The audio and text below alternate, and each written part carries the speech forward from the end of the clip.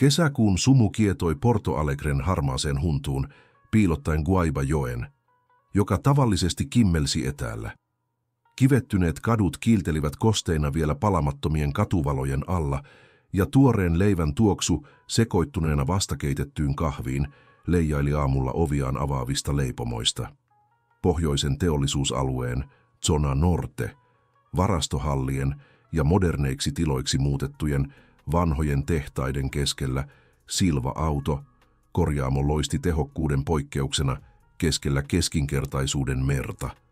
Se oli kruununjalokivi 88 korjaamon imperiumissa, joka oli levinnyt Rio Grande do Sulin, São Paulon ja Rio de Janeiron välille, liiketoiminta, joka tuotti 60 miljoonaa vuodessa ja joka oli tehnyt Marina Silvasta yhden Brasilian autoteollisuuden arvostetuimmista yrittäjistä. Mutta sinä aamuna Marina ei istunut panoraamatoimistossaan keskustassa joelle päin avautuvalla näköalalla. Hänellä ei ollut yllään 5000 realin merkkipukuaan, eikä hän ajanut BMW:llään. Hän oli pysäköinyt 3 korttelia kauemmas vuokratun valkoisen vuoden 2015 Gol-auton. Hänellä oli yllään haalistuneet farkut, yksinkertainen puseero ja kangastossut, jotka hän oli ostanut tavaratalosta. Hänen tummanruskeat hiuksensa, jotka tavallisesti olivat täydellisesti aseteltu elegantille nutturalle, oli sidottu huolimattomalle poninhännälle. Hän oli antanut hiustensa kasvaa koskematta juuriväriin 3 viikkoon. Kukaan ei tunnistaisi häntä. 4 kuukautta aiemmin rutiinitarkastuksessa Moinhos de Vento sairaalassa lääkärit olivat löytäneet jotain.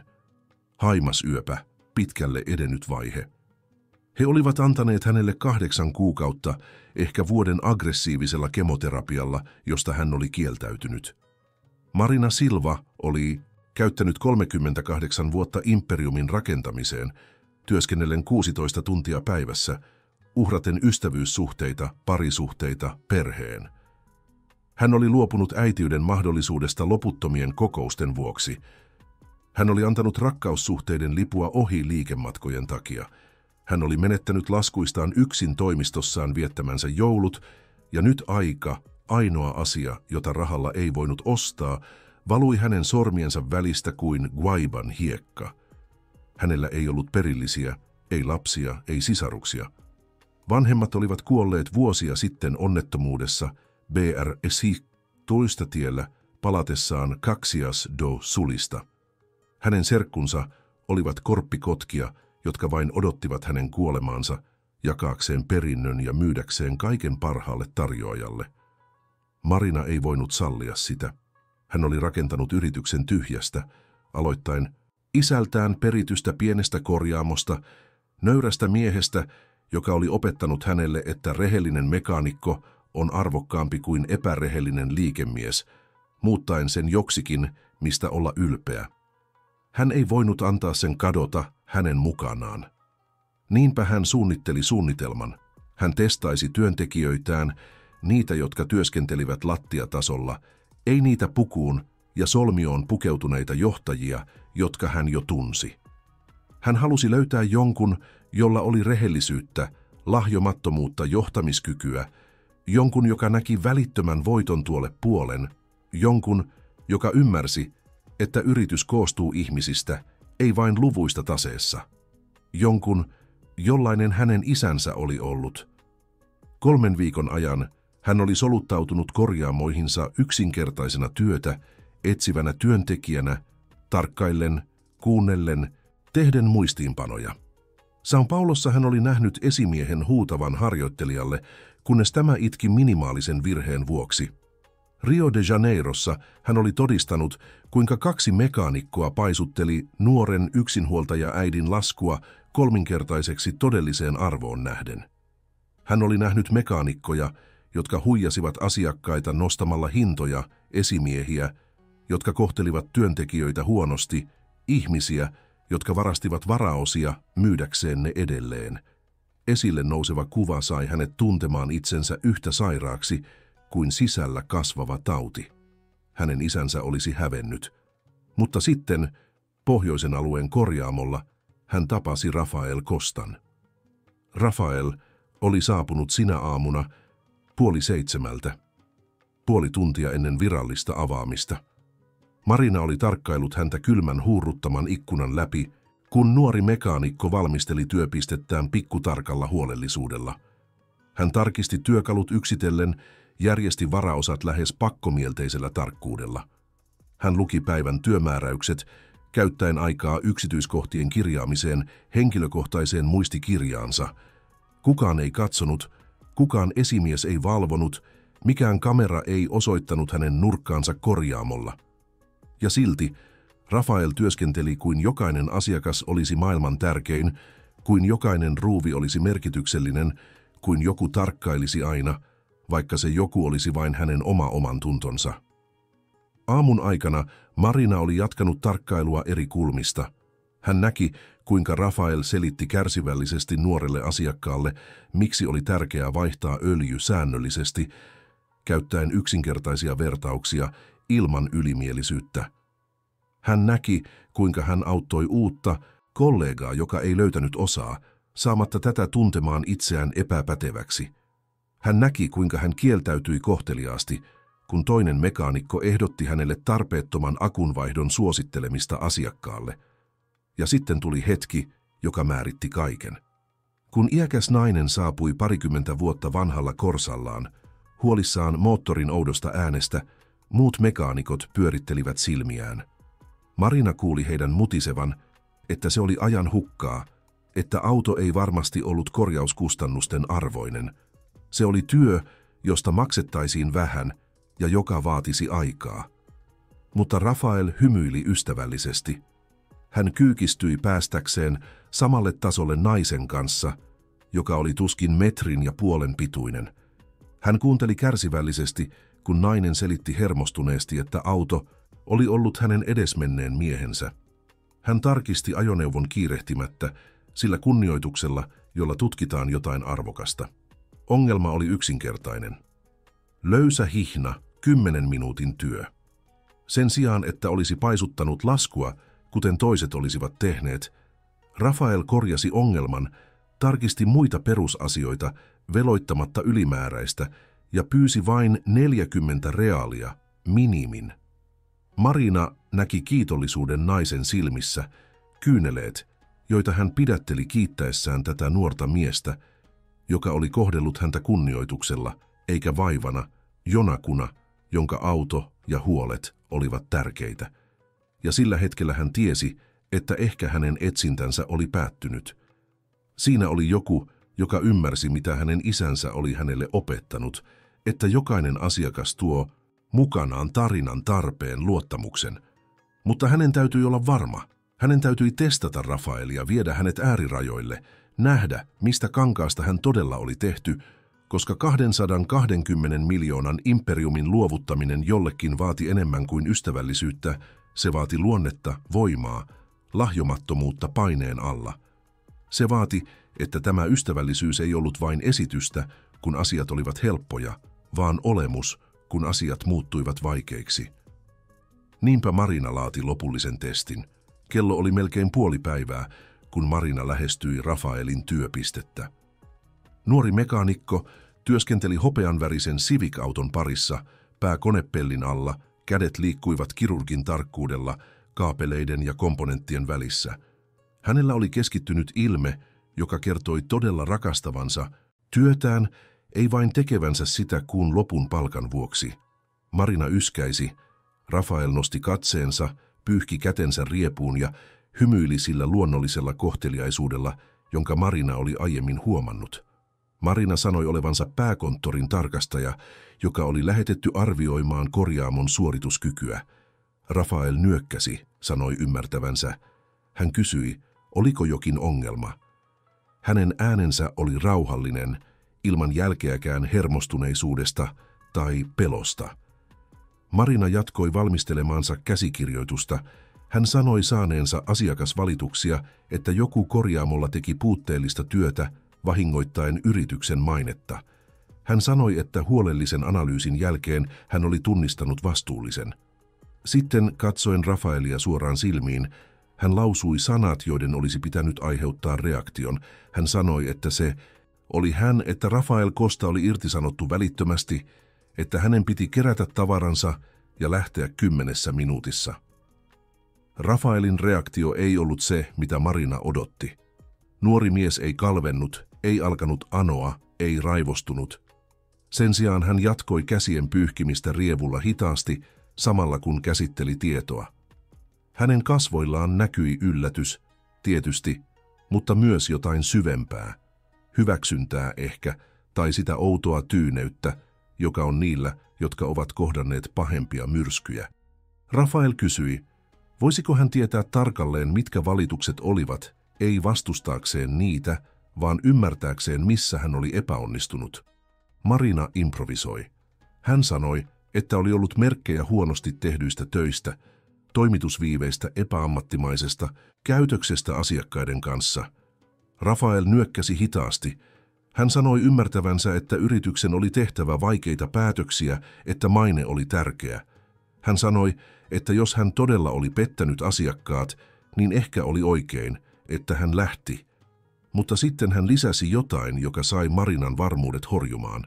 Hän sanoi kuitenkin haluavansa varmistaa, että asiakkaat, joista hän tänään huolehti, eivät jäisi ilman autoaan.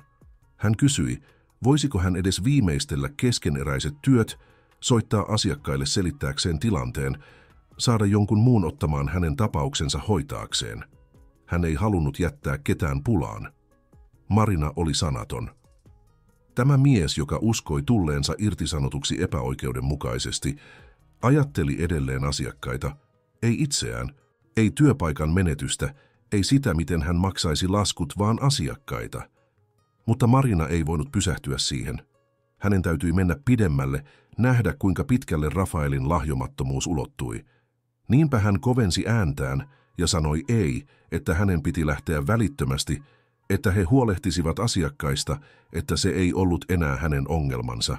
Rafael epäröi.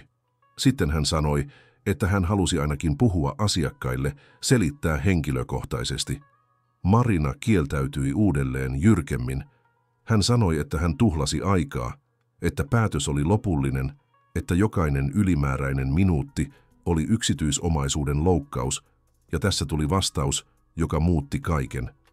Rafael laski rievun ja otti hanskat pois hitailla ja harkituilla eleillä. Hän katsoi Marinaa silmillä, jotka eivät sisältäneet vihaa, vaan syvää surua, sellaisen, joka on kokenut epäoikeudenmukaisuuden, mutta on valinnut olla antamatta sen määritellä itseään. Hän sanoi hyväksyvänsä irtisanomisen, mutta halusi, että tämä oletettu tarkastaja tietäisi jotain. 6 vuoden ajan hän oli työskennellyt siellä, ei vain palkan vuoksi, vaan koska hän uskoi, että auton korjaaminen oli palvelu.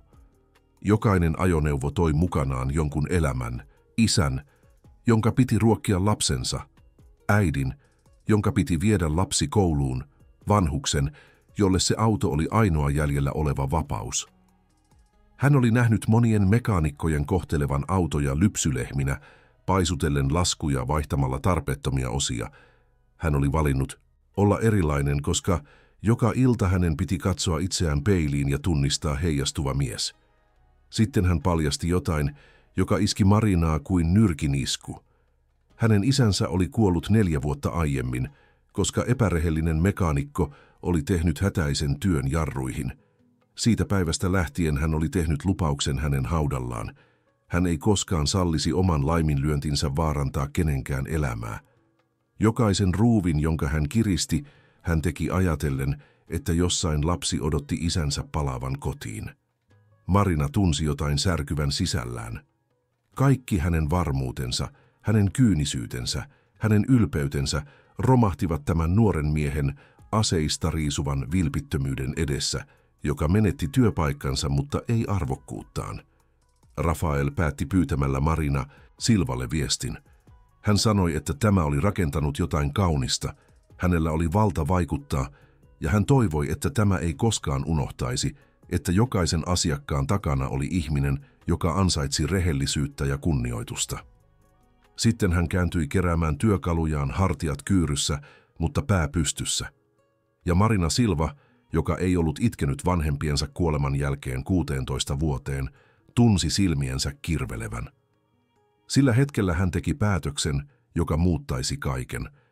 Marina otti pois yksinkertaisen puseronsa, paljastaen alla olevan silkkipaidan. Rafael kääntyi hämmentyneenä ja tunnisti kasvot, jotka hän oli nähnyt vain valokuvissa. Marina Silva, omistaja. Väri pakeni Rafaelin kasvoilta, ei pelosta, vaan ymmärryksestä, että häntä oli huijattu, testattu kuin koekaniinia. Marina kohotti kättään pyytäen vain minuutin selittääkseen.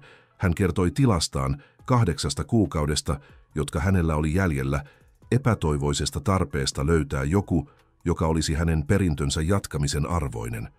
Hän kertoi viikoista, jolloin hän soluttautui korjaamoihin, kaikkialla löytämästään korruptiosta ja siitä, kuinka sinä aamuna hän oli vihdoin löytänyt etsimänsä. Marina tarjosi hänelle kaiken. Toimitusjohtajan paikan, 12 kerrotun palkan, yrityksen omistuksen hänen kuolemansa jälkeen. Hän sanoi, että Rafaelissa hän oli nähnyt ainoan miehen, joka oli arvokas jatkamaan sitä, minkä hän oli aloittanut. Mutta Rafael pudisti päätään. Hän oli otettu, mutta ei voinut hyväksyä. Ei sen jälkeen, kun häntä oli huijattu ja testattu kokeena. Hän sanoi, että rehellisyyttä ja kunnioitusta ei pitäisi todistaa petoksilla, vaan ne pitäisi tunnustaa luottamuksella. Jos Marina olisi halunnut tuntea hänet todella, hän olisi voinut yksinkertaisesti keskustella hänen kanssaan kuin ihmisen kanssa sen sijaan, että olisi piiloutunut naamion taakse. Sanat olivat lempeä, mutta luja nuhtelu. Marina toisen kerran tajusi, kuinka ylimielinen hän oli ollut.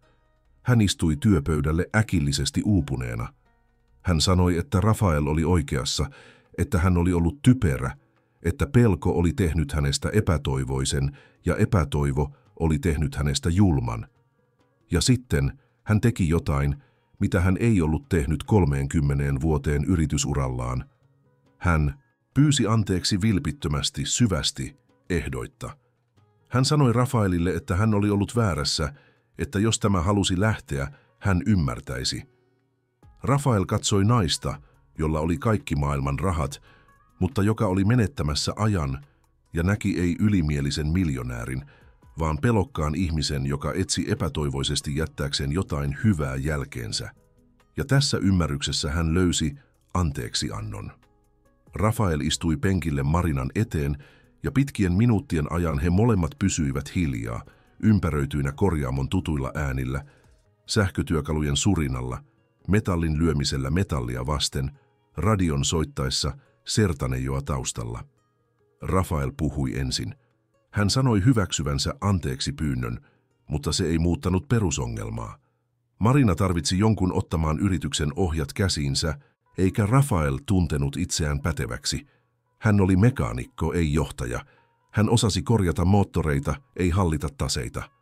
Marina hymyili ensimmäistä kertaa sen jälkeen, kun hän oli paljastanut henkilöllisyytensä. Hän sanoi, että juuri siinä oli asian ydin. Hänellä oli kokeneita johtajia, loistavia kirjanpitäjiä, kalliita asianajajia. Se, mitä hänellä ei ollut, oli joku, jolla oli lahjomattomuutta, joku, joka ymmärsi, että yritys koostuu ihmisistä, ei numeroista. Tekniset yksityiskohdat voitiin oppia, luonnetta ei. Mutta Rafael oli edelleen vastahakoinen. Marina ehdotti sopimusta, että hän antaisi itselleen aikaa ajatella. Sillä välin hän tarjoaisi hänelle ylennyksen kyseisen korjaamon esimieheksi huomattavalla palkankorotuksella nähdäkseen, pitäisikö hän johtamispuolesta, ei painetta, ei testejä, vain mahdollisuus kasvaa omaan tahtiinsa. Rafael mietti. Sitten hän pyysi jotain, joka yllätti Marinan uudelleen. Hän sanoi hyväksyvänsä, mutta yhdellä ehdolla. Hän halusi, että Marina viettäisi ne 8 kuukautta, jotka hänellä oli jäljellä, ei piiloutuen naamioiden tai testien taakse, vaan eläen todella. Aika oli liian kallista tuhlattavaksi toimistoihin ja kokouksiin. Hän ehdotti, että he työskentelisivät yhdessä rinnakkain. Marina opettaisi Rafaelille liiketoimintaa, ja Rafael muistuttaisi Marinaa siitä, miksi hän oli aloittanut alun perin. He vierailisivat korjaamoilla ei tarkastajina, vaan ihmisinä tutustuen työntekijöihin, kuunnellen heidän tarinoitaan, yhdistyen uudelleen siihen syyhyn, miksi kaikki alkoi. Marina tunsi jotain, mitä hän ei ollut tuntenut vuosiin. Toivoa. Ei toivoa voittaa sairautta, hän tiesi, että se taistelu oli hävitty, vaan toivoa antaa merkitys jäljellä olevalle ajalle, muuttaa hänen viimeiset kuukautensa joksikin enemmän kuin lähtölaskenta loppuun. Hän hyväksyi. Ja sillä hetkellä, rasvatahrojen peittämien työkalujen ja palaneen kumin hajun keskellä, syntyi epätodennäköinen kumppanuus, joka muuttaisi paitsi yrityksen, myös kaikkien siihen kuuluvien elämät. Seuraavat kuukaudet olivat Marinan elämän intensiivisimmät ja merkityksellisimmät. Joka aamu hän saapui korjaamolle ei BMW:llään, vaan Gol-autolla, kuten hänen työntekijänsä. Hän työskenteli Rafaelin rinnalla, oppien uudelleen, mitä tarkoitti liata kätensä, puhua asiakkaille, ratkaista konkreettisia ongelmia abstraktien strategioiden sijaan. Hän oli unohtanut, miltä moottoriöljyn haju käsissä tuntui tyydytyksen nähdä mekaaninen ongelma ratkaistuna, tyytyväisen asiakkaan aito hymy. Hän oli viettänyt niin paljon aikaa ilmastoiduissa kokoushuoneissa, että hän oli menettänyt kosketuksen liiketoimintansa sydämeen. Rafael kukoisti uudessa roolissaan. Hän huomasi, että hänellä oli luonnollinen lahjakkuus johtamiseen, ei sellaiseen autoritääriseen tyyppiin, vaan sellaiseen, joka inspiroi ihmisiä antamaan parhaansa. Pohjoisen alueen korjaamon työntekijät alkoivat työskennellä intohimoisemmin. Asiakkaat palasivat yhä useammin, ei vain palvelun vuoksi, vaan rehellisyyden ja huolenpidon ilmapiirin vuoksi, joka läpäisi jokaisen vuorovaikutuksen. Marina tarkkaili lumoutuneena, kuinka Rafael onnistui saamaan esiin parhaan jokaisesta ihmisestä, kuinka hän tunnisti kunkin vahvuudet ja asetti heidät paikkoihin, joissa he saattoivat loistaa. Siellä oli Lukas, ujo nuori harjoittelija, jonka kaikki jättivät huomiotta. Rafael huomasi, että pojalla oli valokuvamuisti osille ja sijainneille, joten hän asetti hänet varaston vastaavaksi. Lukas kukoisti luoden järjestelyjärjestelmän, joka oli niin tehokas, että se vähensi osien etsimiseen kuluvaa aikaa 40%. Siellä oli Claudia, vastaanottovirkailija, joka näytti aina stressaantuneelta. Rafael huomasi satunnaisessa keskustelussa, että hän rakasti piirtämistä, joten hän pyysi häntä luomaan yksinkertaisia opetusmateriaaleja asiakkaille palvelujen ymmärtämiseksi paremmin. Claudian piirustuksista tuli niin suosittuja, että muut korjaamot pyysivät lupaa käyttää niitä. Marina toteutti Rafaelin ehdottamat muutokset. Bonuksia rehellisyydestä, ei vain voitoista. Pakollinen eettinen koulutus. Asiakaspalautusjärjestelmät, jotka palkitsivat läpinäkyvyyden.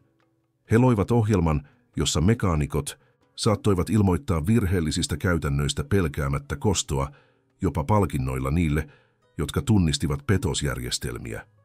Ja hitaasti, korjaamon jälkeen, yrityskulttuuri alkoi muuttua. São Paulossa Marina ja Rafael viettivät viikon Marginal-tieteen korjaamolla. Ensimmäisenä päivänä Marina kutsui koolle kokouksen kaikkien työntekijöiden kanssa. Sen sijaan, että olisi piilottanut tilansa, hän päätti olla läpinäkyvä. Hän kertoi diagnoosistaan, seuraajan etsinnästä, siitä kuinka hän oli löytänyt Rafaelin. Hän näki kyyneleitä kovien miesten silmissä, jotka olivat työskennelleet hänen kanssaan vuosia. Hän näki häpeää niiden kasvoilla, jotka tiesivät, että he olivat oikaisseet, huijanneet asiakkaita. Mutta hän näki myös toivoa siitä, että asiat voisivat muuttua. Rafael toteutti siellä saman järjestelmän, joka oli toiminut Porto Alegressa. Viikoittaiset kokoukset, joissa kuka tahansa työntekijä saattoi puhua. Anonyymi ehdotuslaatikko, joka tarkistettiin joka perjantai. Kunniataulu mekaanikoille, jotka saivat asiakkailta kehuja. Se näytti yksinkertaiselta, melkein naiivilta, mutta se toimi. Ihmiset halusivat tulla tunnustetuiksi, he halusivat tuntea, että heidän työllään oli merkitystä, he halusivat olla osa jotain suurempaa kuin vain palkan ansaitseminen. Rio de Janeirossa he kohtasivat vaikeimman tilanteen. Copacabanan korjaamoa johti Mario Tavares, 55-vuotias mies, joka oli työskennellyt Marinan isälle. Mario oli tehokas, luvut olivat hyvät, mutta Rafael huomasi jotain outoa. Työntekijät vaikuttivat jännittyneiltä peloissaan, Kukaan ei puhunut vapaasti. Marina puolusti aluksi Mariota. Olihan hän ollut uskollinen vuosikymmeniä, mutta Rafael vaati tutkimaan asiaa tarkemmin. 3 päivän ajan Rafael työskenteli korjaamolla tavallisena mekaanikkona. Hän tarkkaili, kuunteli, ystävystyi nuorempien työntekijöiden kanssa. Se, mitä hän löysi, oli järkyttävää. Mario hallinnoi korjaamoa henkilökohtaisena valtakuntanaan. Hän huusi työntekijöille minimaalisista virheistä. Hän pakotti mekaanikot suosittelemaan tarpeettomia palveluja, uhaten irtisanomisella niitä, jotka eivät täyttäneet kiintiöitä. Oli jopa järjestelmä, jossa Mario sai provisioita osien toimittajilta ostamalla huonolaatuisia tuotteita alkuperäisten osien hinnalla, käärien erotuksen taskuunsa.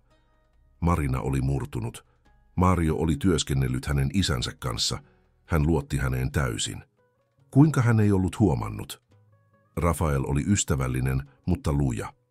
Hän sanoi, että oli helppoa olla näkemättä sitä, mitä emme halunneet nähdä, varsinkin kun se oli piilotettu uskollisuuden ja vuosien yhteiselon kerrosten alle.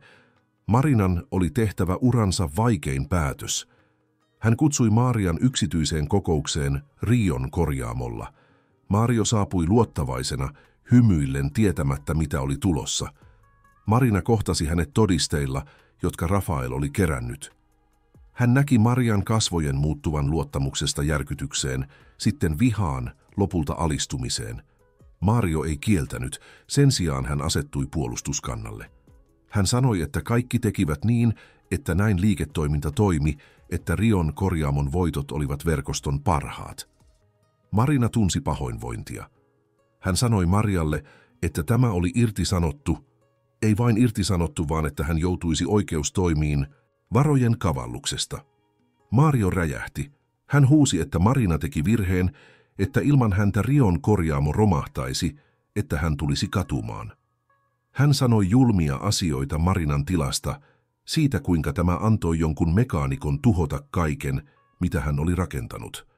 Rafael astui eteenpäin asettuen Marinan ja Marian väliin, hänen äänensä rauhallinen, mutta siinä oli teräksen sävy, jota Marina ei ollut koskaan aiemmin kuullut. Hän sanoi Marialle, että tämän piti lähteä heti, tai hän itse kutsuisi vartijat. Kun Mario oli lähtenyt, Marina romahti. Hän itki ensimmäistä kertaa Rafaelin edessä, ei vain Marian pettämisen vuoksi, vaan kaiken vuoksi, sairauden vuoksi, menetetyt vuodet, jotka hän oli viettänyt niin keskittyneenä numeroihin, että hän oli menettänyt näkyvistä ihmiset. Rafael halasi häntä, antoi hänen itkeä olkapäätään vasten, ei sanonut mitään, koska ei ollut sanoja, jotka olisivat voineet korjata sen, mikä oli rikki. Hän tarjosi vain läsnäolonsa, hiljaisen solidaarisuutensa. Kun Marina lopulta toipui, hän katsoi Rafaelia ja näki ei vain lahjakkaan mekaanikon tai tulevan yritysjohtajan. Hän näki ystävän, ehkä ainoan todellisen ystävän, joka hänellä oli ollut vuosiin. Jonkun, joka näki hänet ei mahtavana Marina Silvana, vaan Marinana, pelokkaana naisena, jolla oli puutteita, joka taisteli tehdäkseen oikein, kun vielä oli aikaa. Rafael korvasi Marian Juliana Mendesillä, 88-vuotiaalla nuorella, mekaanikolla, joka oli työskennellyt korjaamolla 5 vuotta. Muut johtajat epäilivät, niin nuori nainen johtamassa yhtä tärkeimmistä korjaamoista. Mutta Rafael oli nähnyt Julianassa jotain, saman lahjomattomuuden, saman intohimon, saman aidon huolenpidon asiakkaista. Juliana ei pettänyt. 3 kuukaudessa hän muutti Rion korjaamon kulttuurin täysin. Hän toteutti samat käytännöt kuin Porto Alegressa, mutta lisäsi oman kosketuksensa. Hän loi mentorointiohjelman, jossa kokeneet mekaanikot kouluttivat nuorempia. Hän perusti kumppanuuksia paikallisten teknisten koulujen kanssa tarjotakseen harjoittelupaikkoja. Mikä tärkeintä, hän loi ympäristön, jossa ihmiset tunsivat itsensä arvostetuiksi ja kunnioitetuiksi. Työntekijät, joita Mario oli sortanut, kukoistivat Julianan johdolla. Marina tarkkaili kaikkea tätä ylpeyden ja surun sekoituksella. Ylpeyttä, koska hän vihdoin näki yrityksensä muuttuvan joksikin, mitä hänen isänsä olisi ihaillut. Surua, koska hän tiesi, ettei hänellä olisi enää paljon aikaa todistaa tätä muutosta. Hänen tilansa eteni. Oli päiviä, jolloin kipu oli lähes sietämätöntä, mutta hän kieltäytyi luovuttamasta. Oli vielä paljon tehtävää, paljon opetettavaa Rafaelille. Eräänä iltana, erityisen vaikean päivän jälkeen, Curitiban korjaamolla vierailun jälkeen, Marina ja Rafael istuivat pienessä ravintolassa Batelin kaupungin osassa. He söivät barreadoa ja joivat viiniä, puhuen kaikesta ja ei mistään. Marina kysyi Rafaelilta, miksi hän ei ollut koskaan mennyt naimisiin, miksi hänellä ei ollut omaa perhettä. Rafael oli hiljaa pitkän hetken ennen vastaamista. Hän sanoi, että isänsä kuoleman jälkeen hän oli sulkeutunut emotionaalisesti. Hänellä oli ollut suhteita, tietysti, mutta hän ei ollut koskaan antanut kenenkään päästä todella lähelle. Hän pelkäsi menettää uudelleen, pelkäsi välittää niin paljon, että menetyksen tuska olisi sietämätön. Marina ymmärsi täysin. Hänkin oli tehnyt niin, rakentanut muureja sydämensä ympärille, käyttänyt työtä tekosyynä olla muodostamatta todellista yhteyttä kenenkään kanssa. Ja nyt he olivat siinä, kaksi yksinäistä sielua, jotka olivat löytäneet toisensa epätodennäköisimmissä olosuhteissa. Marina ojensi kätensä Rafaelin käden yli pöydän. Hän sanoi olevansa kiitollinen siitä, että oli löytänyt hänet, että nämä kuukaudet olivat olleet hänen elämänsä merkityksellisimmät. Rafael puristi hänen kättään, hänen silmänsä kimaltelivat sanomattomasta tunteesta. Hän sanoi, että Marina oli antanut hänelle jotain, minkä hän luuli menettäneensä ikuisesti isänsä kuoleman myötä, tarkoituksen, syyn uskoa, että hyvyys oli edelleen olemassa maailmassa. Sillä hetkellä pienessä ravintolassa Curitibassa kaksi muukalaista, jotka olivat muuttuneet perheeksi, jakoivat hiljaisen totuuden, että rakkauden ei tarvitse olla romanttista ollakseen syvää, että inhimillinen yhteys voi kukoistaa odottamattomimmissa paikoissa ja että joskus ihmiset, jotka vaikuttavat eniten elämäämme, ovat niitä, jotka tapaamme, kun vähiten odotamme. 6 kuukautta tuon ensimmäisen tapaamisen jälkeen pohjoisen alueen korjaamolla Marina istui toimistossaan Guaibajoelle avautuvalla näköalalla, mutta tällä kertaa hän ei ollut yksin. Rafael oli siellä hänen kanssaan asianajajien ja notaarien kanssa allekirjoittamassa asiakirjoja, jotka siirtäisivät yrityksen omistuksen. Marina oli päättänyt, että hän halusi nähdä Rafaelin ottavan ohjat käsiinsä. Hän halusi olla siellä opastamassa häntä ensimmäisissä vaiheissa, ei jättää häntä yksin perinnön kanssa, jota hän ei ollut pyytänyt. Asiakirjat allekirjoitettiin. Rafael Costasta tuli Silva-auton 70% omistaja, Marinan pitäessä 30% jaettavaksi useille hyväntekeväisyysjärjestöille hänen kuolemansa jälkeen. Mutta tärkeämpää kuin asiakirjat oli Marinan kirjoittama henkinen testamentti, kirje, joka luettaisiin kaikille työntekijöille. Siinä kirjeessä Marina kertoi tarinan siitä, kuinka hän oli löytänyt Rafaelin julmasta testistä ja inhimillisyyden oppitunnista, jonka hän oli saanut. Hän kertoi, kuinka nuori mekaanikko oli opettanut hänelle, että todellista menestystä ei mitata ansaituissa miljoonissa, vaan positiivisesti kosketetuissa elämissä. Hän pyysi työntekijöitä seuraamaan Rafaelin esimerkkiä, muistamaan, että jokaisen auton takana oli ihminen ja että heidän työllään oli valta suojella tai vaarantaa näitä elämiä. Kirje luettiin kaikissa 88 korjaamossa samana päivänä. Marina vaati olla läsnä lukemisessa Porto Alegressa.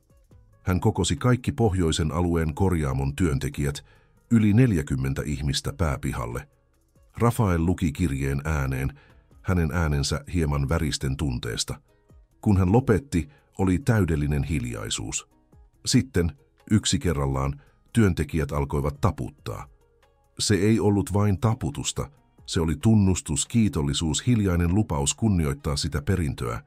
Marina näki kyyneleitä miesten ja naisten silmissä, jotka olivat työskennelleet hänelle vuosia. Ihmisten, joiden nimiä hän tuskin tunsi ennen tätä matkaa. Hän tunsi piston katumusta kaikesta menetetyistä ajasta, mutta myös rauhan tunteen. Hän oli löytänyt seuraajansa. Hän oli muuttanut yrityksensä. Hän oli tehnyt jotain merkityksellistä jäljellä olevalla ajalla. Seuraavina viikkoina Marina työskenteli väsymättä valmistaakseen Rafaelia tuleviin haasteisiin. Hän esitteli hänet tärkeimmille toimittajille, kirjanpitäjille, yrityksen asianajajille. Hän opetti hänelle taloudelliset yksityiskohdat, laajentumistrategiat, monimutkaiset sopimukset. Rafael imi kaiken kuin sieni, esittäen älykkäitä kysymyksiä, tehden pikkutarkkoja muistiinpanoja, mutta tuoden aina esiin ainutlaatuisen näkökulmansa. Siellä, missä Marina näki numeroita, Rafael näki ihmisiä. Siellä, missä Marina näki strategiaa, Rafael näki vaikutuksen. Eräänä päivänä Rafael ehdotti jotain radikaalia. Hän halusi perustaa säätiön Marinan isän nimissä, omistettu eettiselle koulutukselle autoteollisuudessa ja tukea perheitä, jotka olivat menettäneet läheisiään mekaanisen laiminlyönnin aiheuttamissa onnettomuuksissa, kuten oli tapahtunut hänen omalle isälleen. Marina oli liikuttunut ideasta. Yhdessä he perustivat João Silva-säätiön Marinan isän kunniaksi 5 miljoonan reaalin alkusijoituksella. Säätiö tarjoaisi stipendejä vähävaraisista yhteisöistä tuleville nuorille, jotka halusivat tulla mekaanikoiksi, mutta opetussuunnitelmalla, joka keskittyi paitsi teknisiin taitoihin, myös ammattietiikkaan, sosiaaliseen vastuuseen ja asiakaspalvelun huippuosaamiseen. Se tarjoaisi myös psykologista ja taloudellista tukea perheille, joihin oli vaikuttanut riittämättömän huollon aiheuttamat auto-onnettomuudet. Vastaus oli ylivoimainen. Alle kuukaudessa he saivat yli 200 hakemusta nuorilta, jotka halusivat osallistua stipendiohjelmaan.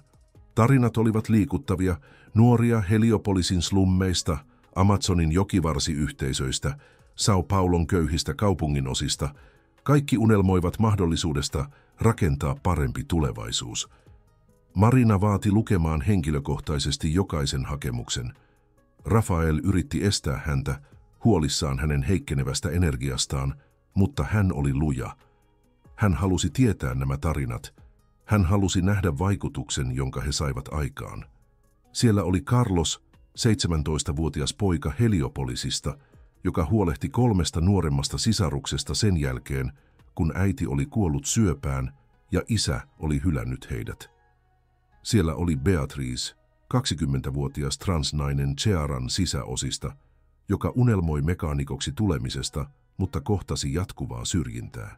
Siellä oli Junior, 16-vuotias poika Complexo, do Alemaon yhteisöstä, joka oli nähnyt parhaan ystävänsä ammutun ja halusi tavan päästä pois siitä todellisuudesta. Marina valitsi henkilökohtaisesti ensimmäiset 20 stipendiaattia. Hän vaati tapaamaan jokaisen heistä, kuuntelemaan heidän tarinansa, kertomaan heille, että hän uskoi heihin.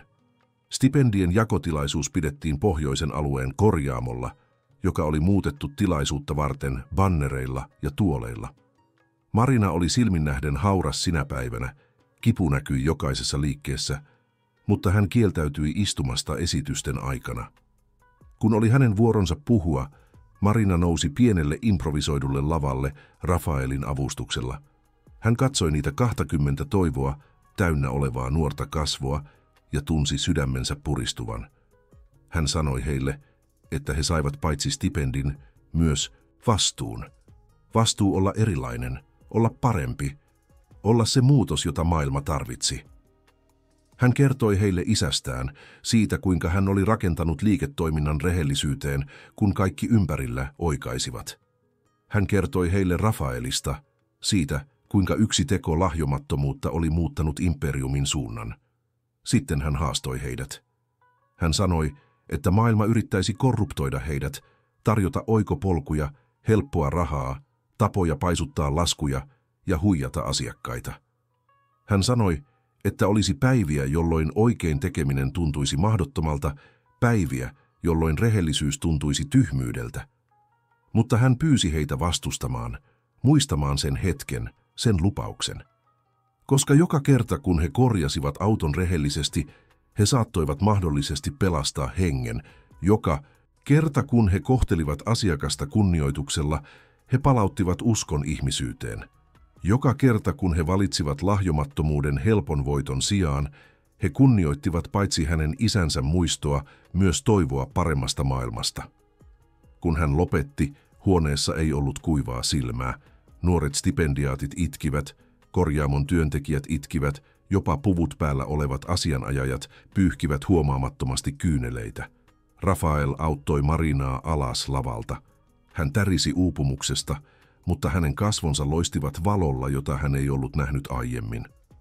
Rauha, ehkä, tai toteutuminen, tunne siitä, että hän oli tehnyt jotain, joka ylitti hänen oman rajallisen aikansa maan päällä.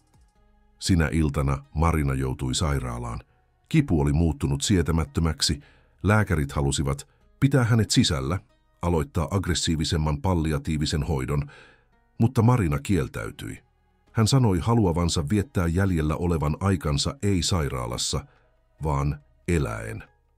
Rafael vei hänet kotiin, ylelliseen asuntoon Moinhos de Vento, kaupungin osassa, joka oli aina tuntunut enemmän museolta kuin kodilta, mutta ensimmäistä kertaa vuosiin tila tuntui elävältä. Rafael oli tuonut kukkia, hän oli ostanut kotiruokaa ravintolasta, jota Marina rakasti, hän oli laittanut soimaan hiljaista musiikkia. Seuraavien viikkojen aikana he vakiinnuttivat rutiinin.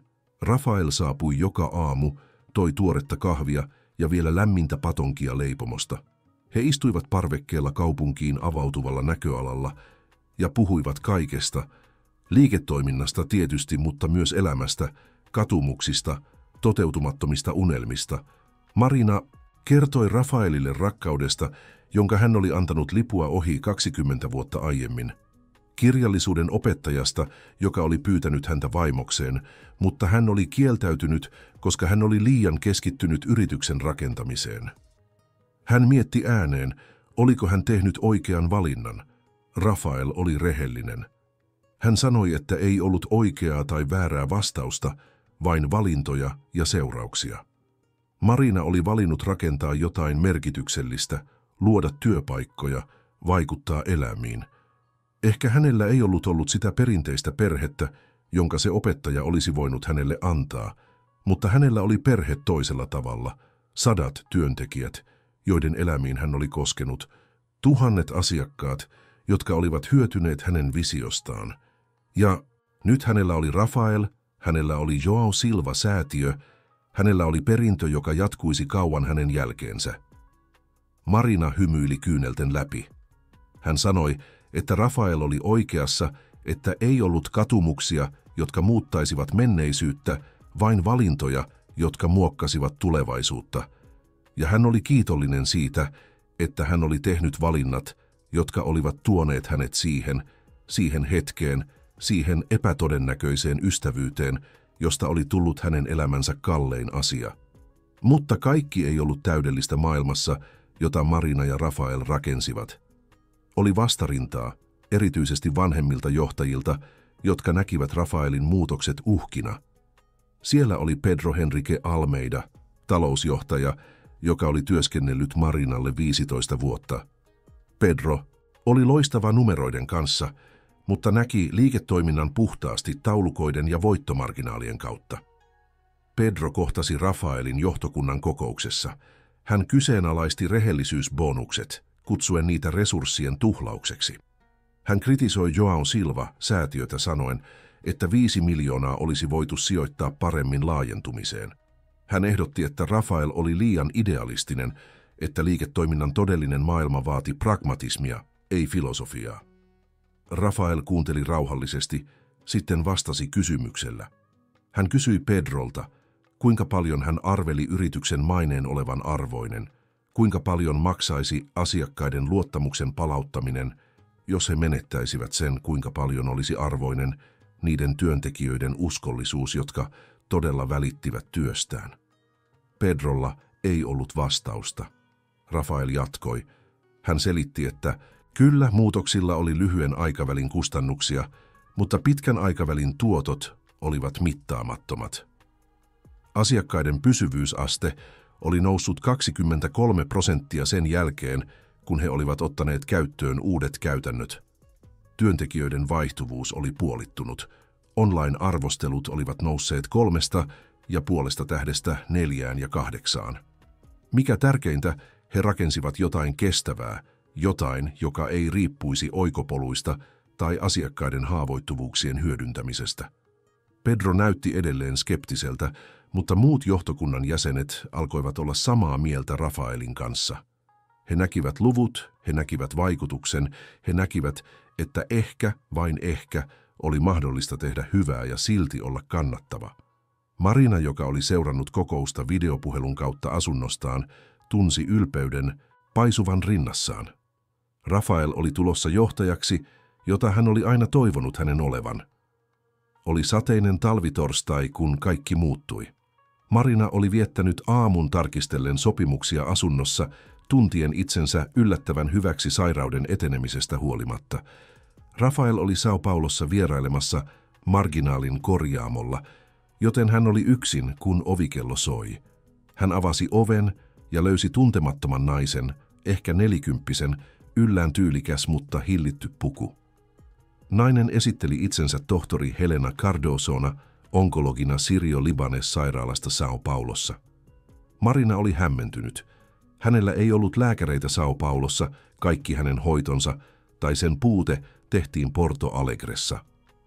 Tohtori Helena pyysi päästä sisään, sanoi, että hänellä oli kiireellistä tietoa, jonka Marinan piti kuulla. Hänen ilmeessään oli jotain, sekoitus jännitystä ja pelkoa, joka sai Marinan päästämään hänet sisään.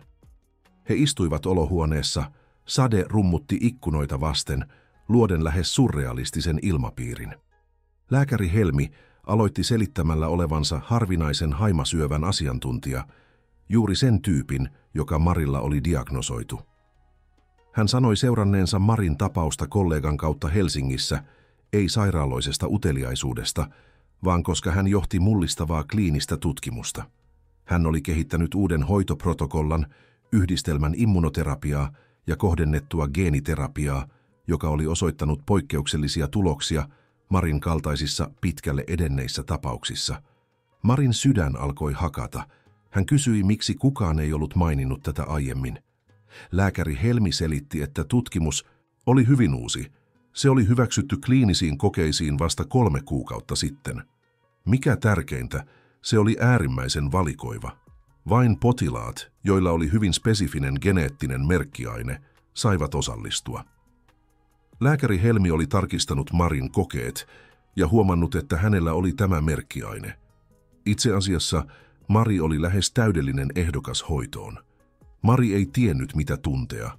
Toivoa, kauhua, vihaa siitä, ettei ollut tiennyt aiemmin. Hän kysyi onnistumisprosenteista. Lääkäri Helmi oli rehellinen. Tutkimus oli vielä vaiheessa 2 ja siihen osallistui vain 30 potilasta.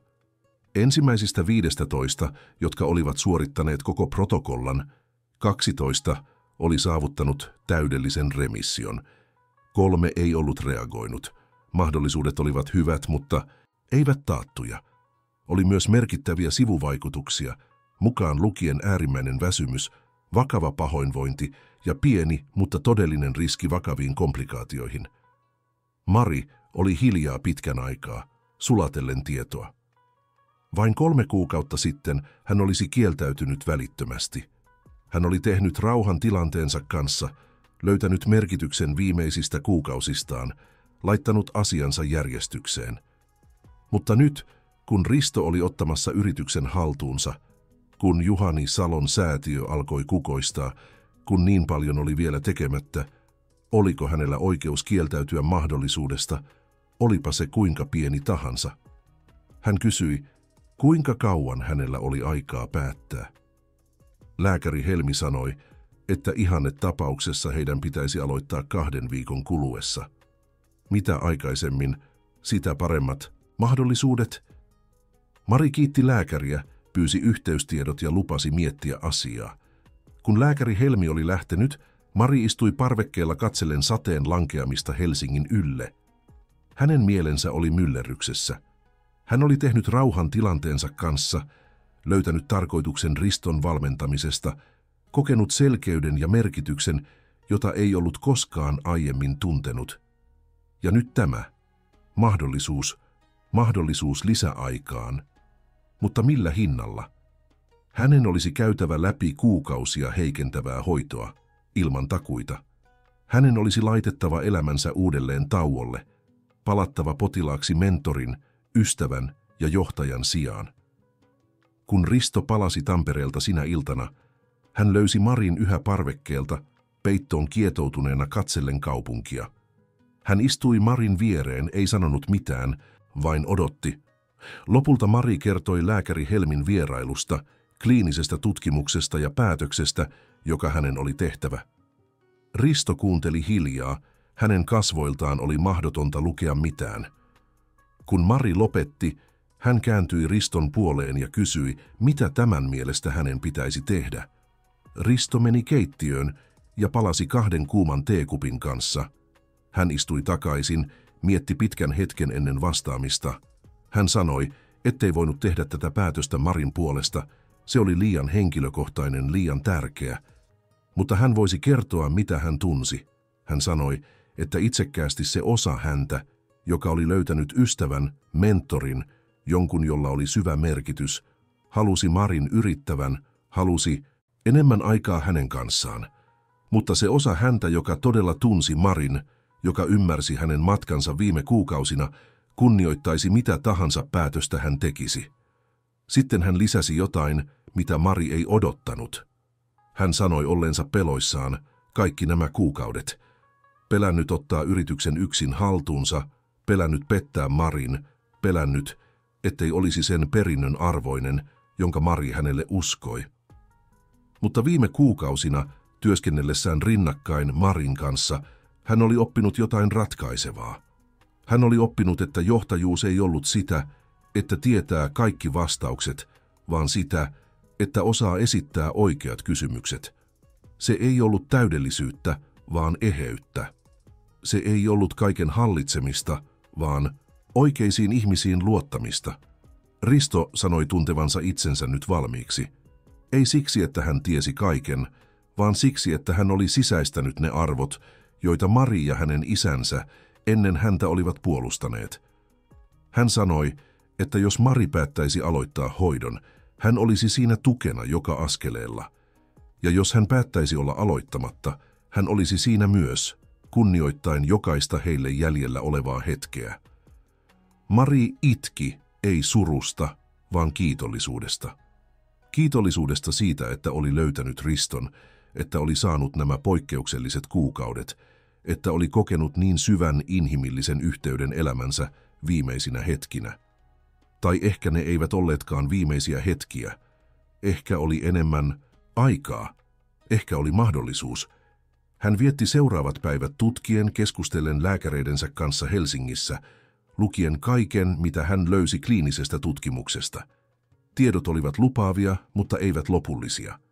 Se oli uhkapeli, harppaus tuntemattomaan. Lopulta hän teki päätöksen.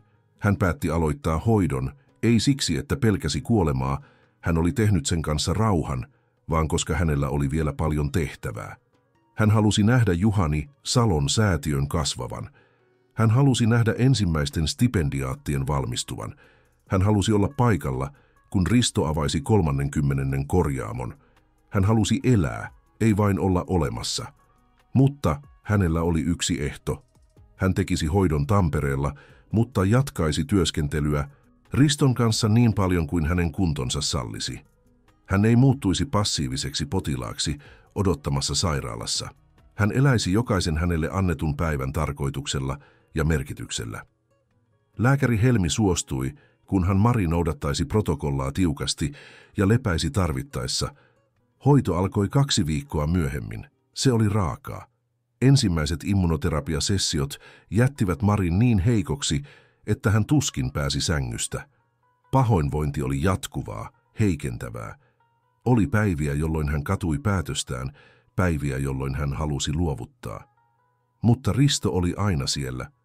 Hyvinä päivinä he työskentelivät yhdessä videopuhelun välityksellä, tarkistellen raportteja, keskustellen strategioista, suunnitellen tulevaisuutta. Huonoina päivinä Risto vain istui hänen sänkynsä vieressä Tampereella vuokraamassaan asunnossa, jonka hän oli vuokrannut ollakseen lähellä Maria, lukien ääneen kertoen tarinoita korjaamolta, muistuttaen häntä siitä, miksi hän taisteli. Johanna tuli Turusta, tuoden kukkia ja suklaata, joita Mari ei voinut syödä, mutta arvosti elettä. Juhani Salon säätiön stipendiaatit lähettivät kirjeitä, videoviestejä, piirustuksia, jokainen ilmaisten kiitollisuutta ja lähettäen positiivista energiaa.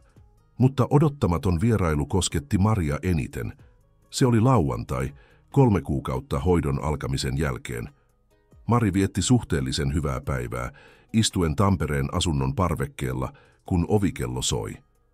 Risto avasi oven ja palasi iäkkään naisen kanssa, jonka Mari tunnisti heti. Se oli se nainen 20 vuoden takaisesta Opelista, jonka Risto oli korjannut niin ystävällisesti kuukausia sitten Helsingin korjaamolla, hetki, joka oli vakuuttanut Marin Riston erityisyydestä. Rouva Terttu, kuten hän esitteli itsensä, selitti lukeneensa Marista Liike-elämän lehdestä, hänen hoidostaan ja hänen tarinastaan Riston kanssa. Hän oli matkustanut Helsingistä Tampereelle 6 tunnin bussimatkan vain kiittääkseen henkilökohtaisesti.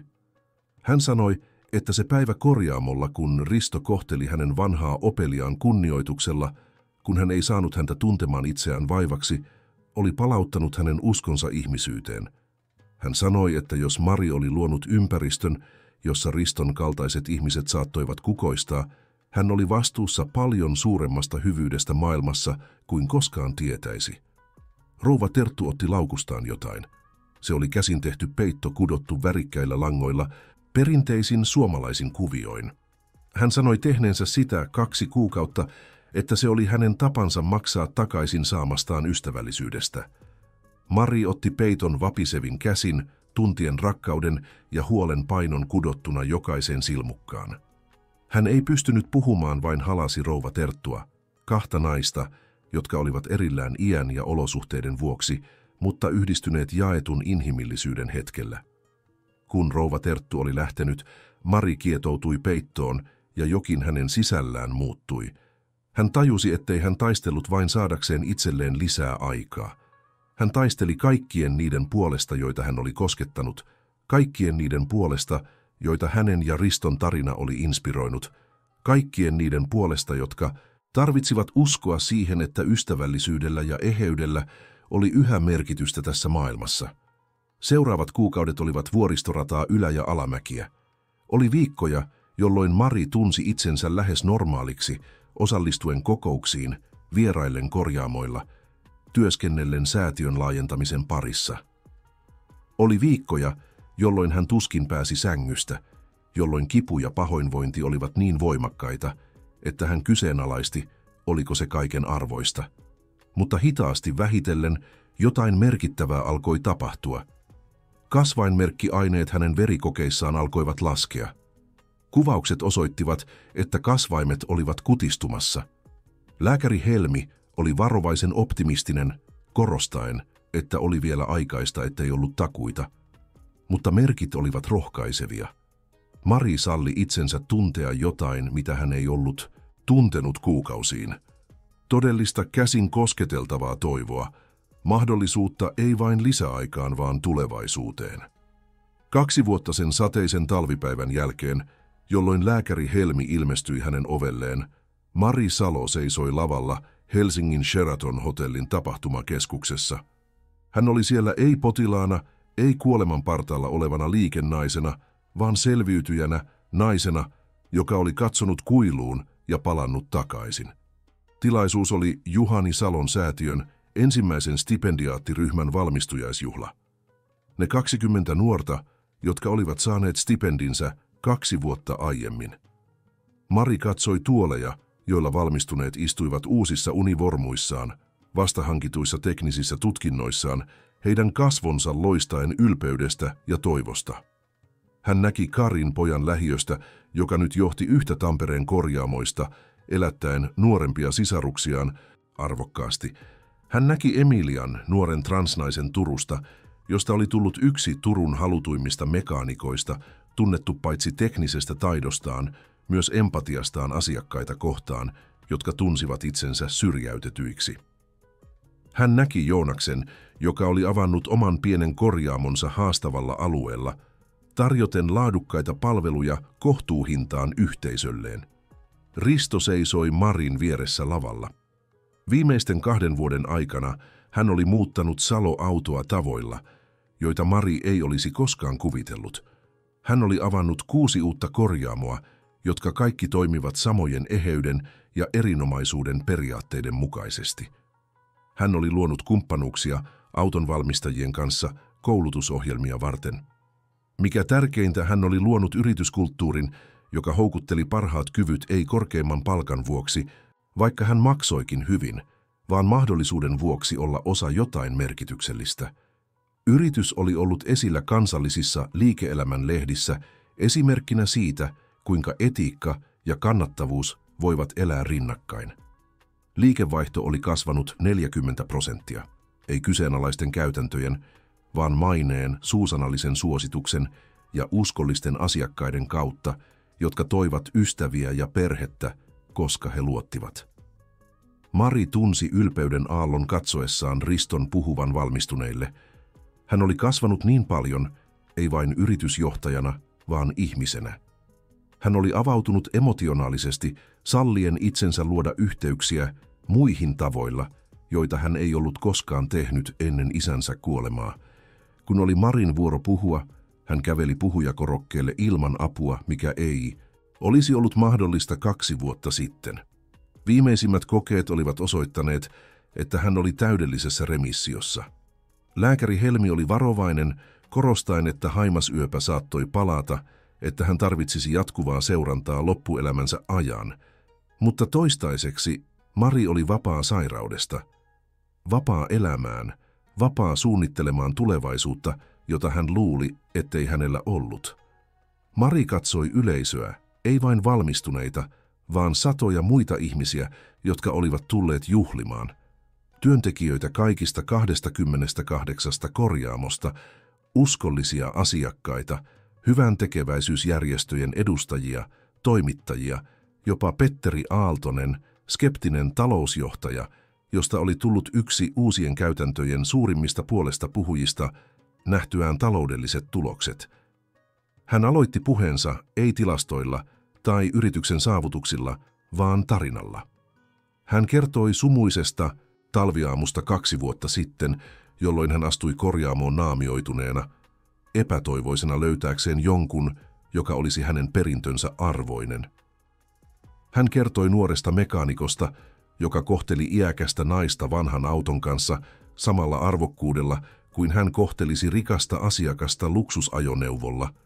Hän kertoi julmasta testistä ja vastauksesta, joka muutti kaiken. Vastauksesta, joka ei liittynyt vihaan tai pelkoon, vaan eheyteen ja tarkoitukseen.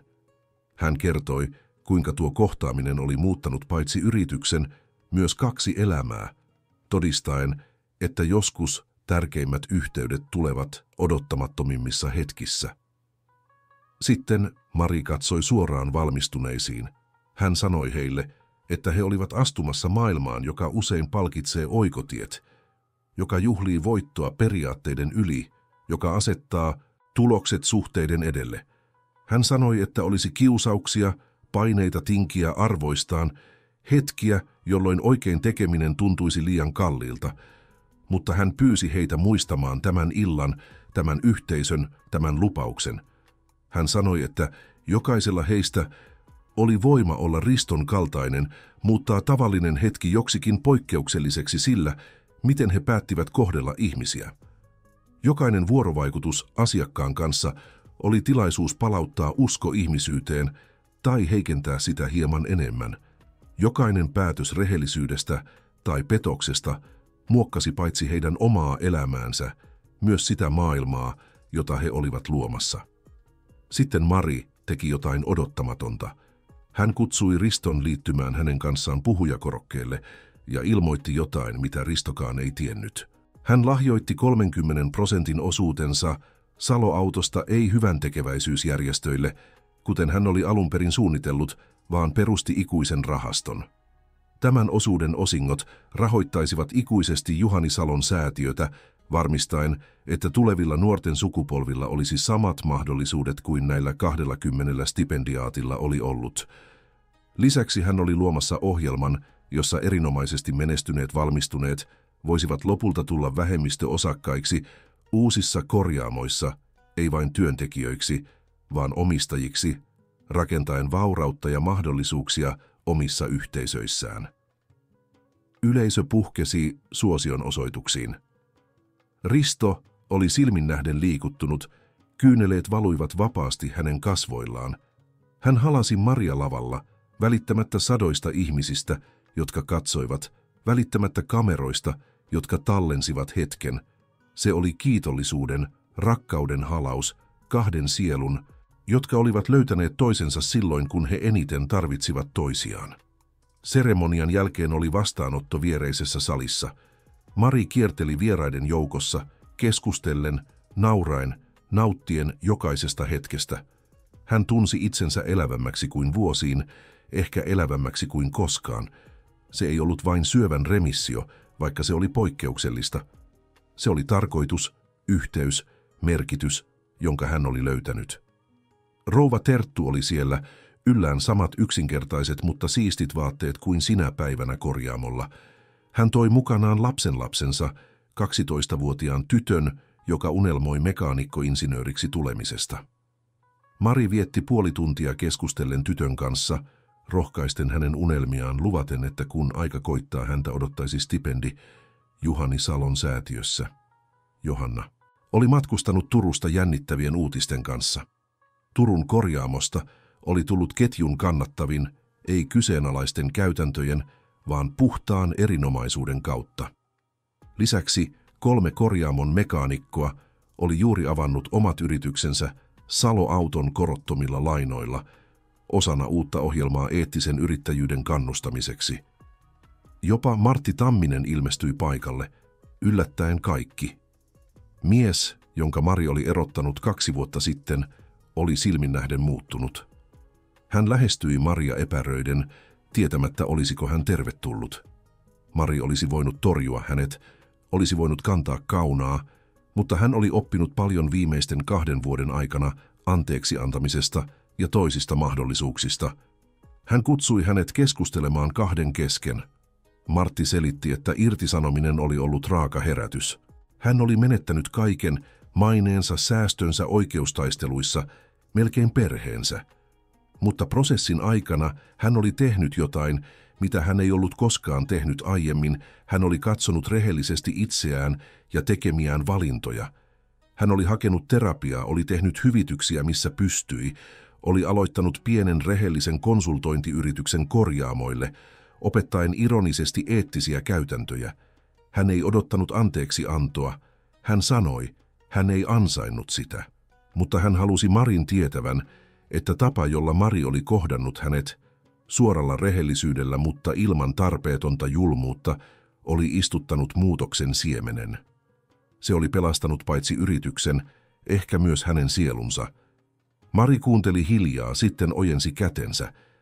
Hän sanoi, että jokainen ansaitsi toisen mahdollisuuden, että hän itse oli saanut sellaisen, kun lääkärit antoivat hänelle vain kuukausia elinaikaa, ja nyt hän oli tässä, vuosia myöhemmin, täydellisessä remissiossa. Hän ehdotti, että ehkä Martti voisi työskennellä Juhani Salon säätiön kanssa, kehittäen ammattietiikan opetussuunnitelmia. Martti hyväksyi kiitollisena, hänen äänensä murtuen tunteesta. Illan edetessä Mari löysi itsensä hetkeksi yksin hotellin parvekkeelta, katsellen Helsingin valoja yöllä. Suomenlahti heijasti kaupungin valoja kuin särkynyt peili, kaunis epätäydellisyydessään. Risto liittyi hänen seuraansa, tuoden 2 lasillista samppanjaa. He kohottivat maljan hiljaisuudessa 2 epätodennäköistä ystävää, joista oli tullut perhe, 2 eri myrskyistä selviytynyttä, jotka olivat löytäneet rauhan toistensa läsnäolosta. Risto rikkoi hiljaisuuden. Hän sanoi, että hän oli halunnut kysyä Marilta jotain kuukausia, mutta ei ollut koskaan löytänyt oikeaa hetkeä. Nyt, tänä juhlayönä, se tuntui sopivalta. Hän kysyi, katuiko Mari koskaan sitä, ettei hänellä ollut lapsia, ettei hänellä ollut perinteistä perhettä. Mari mietti pitkän hetken ennen vastaamista. Hän sanoi, että ennen sitä aamua korjaamolla hän olisi sanonut kyllä, että se oli hänen suurin katumuksensa. Mutta nyt hän ymmärsi, että perhe ei ollut vain verta tai biologiaa.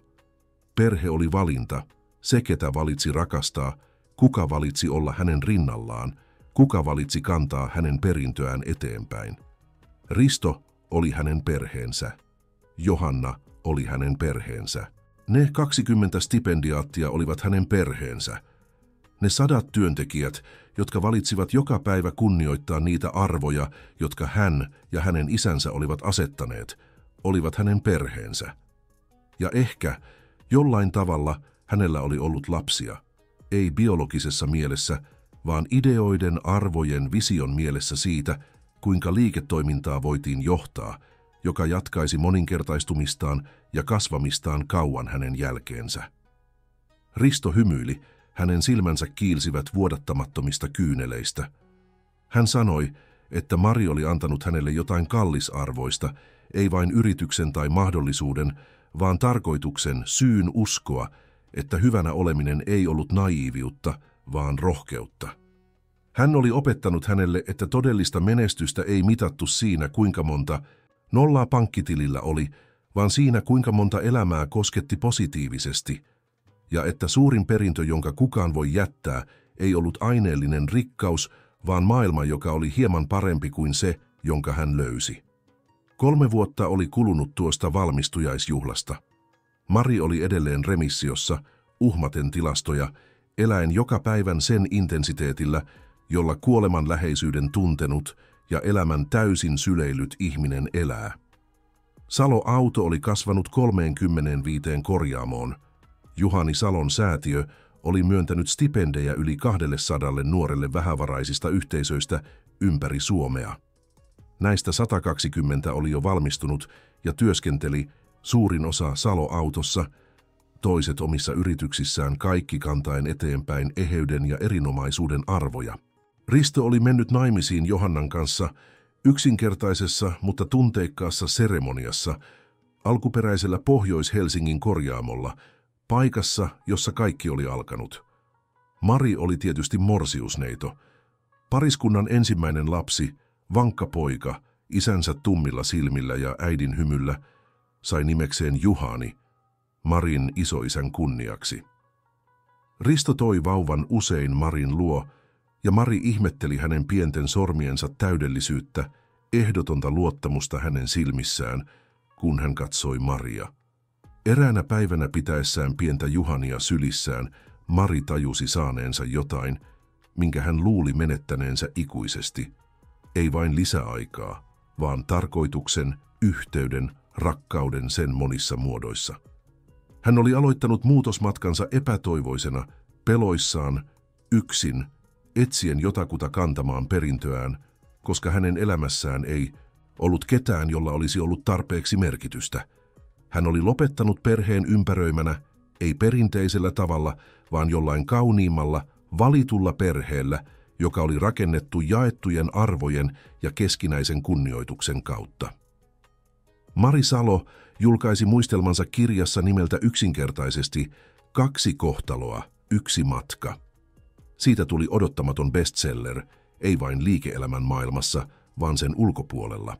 Ihmiset kaikilta elämänaloilta koskettivat tarinaa rikkaasta liikennaisesta, joka oppi, että todellista rikkautta ei voi tallettaa pankkiin, ja nöyrästä mekaanikosta, joka todisti, että eheys on korvaamatonta. Kirja otettiin käyttöön kauppakorkeakouluissa ympäri maata, ei teknisenä oppaana, vaan muistutuksena siitä, että lopulta tärkeintä ei ole se, kuinka paljon kerää, vaan kuinka paljon antaa. Mari oli toimistossaan näköalalla Suomenlahdelle aurinkoisena kevätiltapäivänä, kun hän sai erityisen kirjeen. Se oli Suomen eettisen yrittäjyyden liitolta, järjestöltä, jonka olemassaolosta hän ei edes tiennyt. He myönsivät hänelle ja Ristolle vuosittaisen muutosjohtajuuspalkinnon, tunnustaen paitsi Salo-auton kaupallisen menestyksen, myös Juhani Salon säätiön sosiaalisen vaikutuksen ja heidän luomansa mallin eettiselle liiketoiminnalle. Palkintoseremonia pidettäisiin Tampereella. Mari ja Risto matkustivat yhdessä, kuten he olivat tehneet niin monta kertaa viime vuosina. Lentokoneessa he puhuivat kaikesta ja ei mistään, mukavasti toistensa hiljaisuudessa, kun sanoja ei tarvittu. Risto mainitsi ohimennen, että hän harkitsi laajentamista Itä-Suomeen, ehkä avaamalla korjaamoja Kuopioon ja Joensuuhun. Mari hymyili. Hänen suojattinsa oli tullut mestariksi, ei vain toistamalla sitä, mitä hän oli rakentanut, vaan viemällä sen pidemmälle, paikkoihin ja mahdollisuuksiin, joita hän ei ollut koskaan kuvitellut. Seremoniassa, kun he nousivat lavalle vastaanottamaan palkintoa, Mari katsoi yleisöä ja näki kasvoja kaikkialta Suomesta, yrittäjiä, kouluttajia, sosiaaliaktivisteja, kaikki yhdistyneinä uskoon, että liiketoiminta voi olla voima hyvän puolesta. Hän tunsi tunneaallon niin voimakkaana, että hänen oli pysähdyttävä ennen puhumista. Kun hän lopulta löysi äänensä, hän ei puhunut liiketoimintastrategioista tai voittomarginaaleista. Hän puhui talvisesta hetkestä 5 vuotta sitten, jolloin hän luuli elämänsä päättyvän ja huomasi, että se oli vasta alkamassa. Hän puhui siitä, kuinka suurin lahja, jonka hän oli koskaan saanut, ei ollut syövän remissio, vaikka hän olikin siitä kiitollinen, vaan mahdollisuus tavata Risto, muuttaa hänen yrityksensä, luoda jotain, jolla olisi merkitystä hänen lähdettyään. Hän puhui siitä, kuinka jokaisella siinä huoneessa olevalla oli voima tehdä samoin, valita eheys mukavuuden sijaan, ihmiset voittojen sijaan, perintö lyhyen aikavälin hyötyjen sijaan. Ja hän puhui siitä, kuinka todellinen menestys ei ole epäonnistumisen tai kuoleman välttämistä, vaan elämistä siten, että kun loppu väistämättä koittaa, voi katsoa taaksepäin ilman katumusta, tietäen, että teki eron, että kosketti elämiä, että jätti maailman hieman paremmaksi kuin sen löysi. Kun hän lopetti, oli hetken täydellinen hiljaisuus. Sitten, kuin aalto, yleisö nousi seisomaan osoittain suosiotaan. Se ei ollut vain aplodeja, se oli tunnustusta, yhteyttä, jaettu tunne siitä, että kaikki siellä olivat osa jotain suurempaa, ehkä liikettä, palauttaa liiketoiminnan sielu, muistaa, että jokaisen transaktion takana oli ihmisiä, joilla jokaisella oli tarinoita, toiveita, arvokkuus, joka ansaitsi tulla kunnioitetuksi. Myöhemmin samana iltana Mari oli yksin hotellihuoneessaan, katsellen Tampereen valoja ikkunan läpi. Hän ajatteli matkaa, jonka hän oli tehnyt, siitä sumuisesta aamusta, jolloin hän astui korjaamoon naamioituneena, tähän hetkeen, jolloin häntä juhlittiin ei hänen rikkautensa, vaan hänen inhimillisyytensä vuoksi. Hän ajatteli isänsä, kuinka ylpeä hän olisi ollut ei niistä miljoonista, jotka hän oli kerännyt, vaan niistä elämistä, joita hän oli koskettanut. Hän ajatteli Ristoa, kuinka sattumanvarainen kohtaaminen oli muuttunut hänen elämänsä merkityksellisimmäksi ystävyydeksi.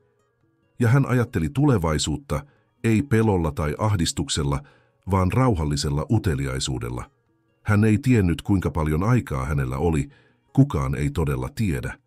Syöpä saattoi palata, tai hänellä saattoi olla vuosikymmeniä edessään. Mutta nyt hän ymmärsi, että ajan määrä ei ollut tärkeintä.